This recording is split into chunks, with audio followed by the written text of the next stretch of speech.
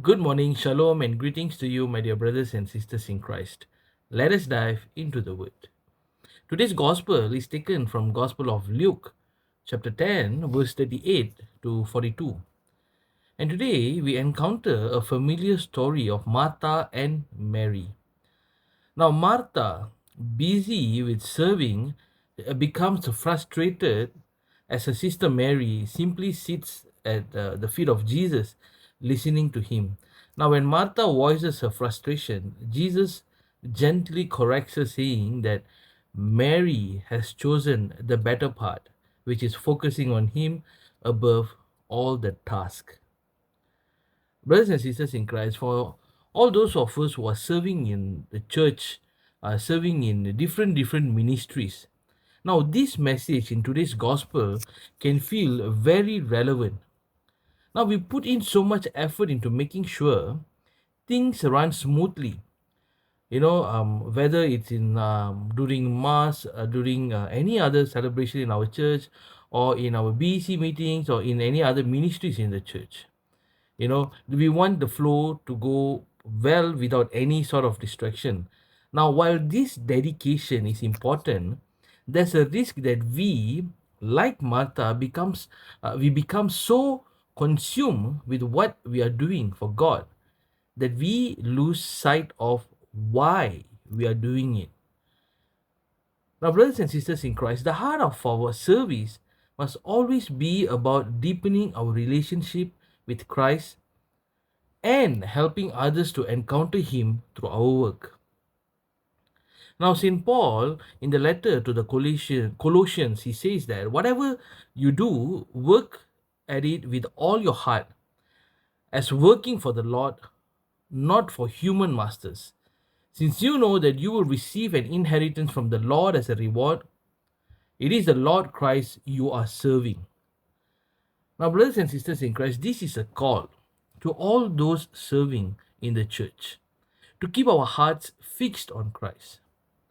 Yes, the details of our service matters, but above all, our service is an act of worship and offering to God.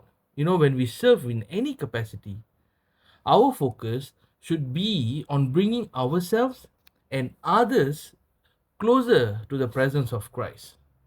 Now, brothers and sisters in Christ, I would like to think of it in this way. When we look at the first miracle of Jesus, which is the wedding at Cana.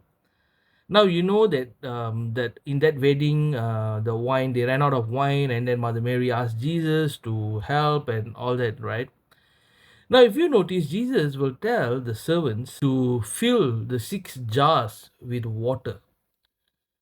So they will fill the jar, then Jesus will perform the miracle. Now the question is, if the servants did not fill up the jar, do you think Jesus could have still performed the miracle? Now, the answer to this is yes, he could have done it. Just that he might have needed to fill up the jar by himself, or he would have asked somebody else to fill up the jar. So, with or without the servants, the miracle would have still happened.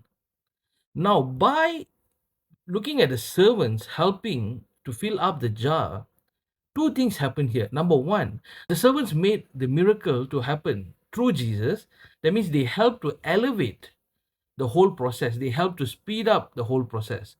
Number one. Number two, through that serving, through the servants' act of service, they were able to experience the miracle of Christ firsthand. Even before the master of the ceremony got to know about this whole new wine that just came, the servants get to experience it firsthand. Now, this is how I would like to see when we give our heart to service. It has to be us elevating the whole service to help others and also to experience God through our service. Now, brothers and sisters in Christ, as we serve, we can remember that no matter how simple or complex our role, it becomes meaningful when done with love and devotion to God. Like Mary, we need to find moments to sit at the feet of Jesus to remind ourselves that He is the reason behind our efforts. Now, by doing these, brothers and sisters, our work becomes more than a task. It becomes a pathway to grace. And it becomes a pathway to lead others, to help others also experience Jesus. Have a nice day. Thank you and God bless.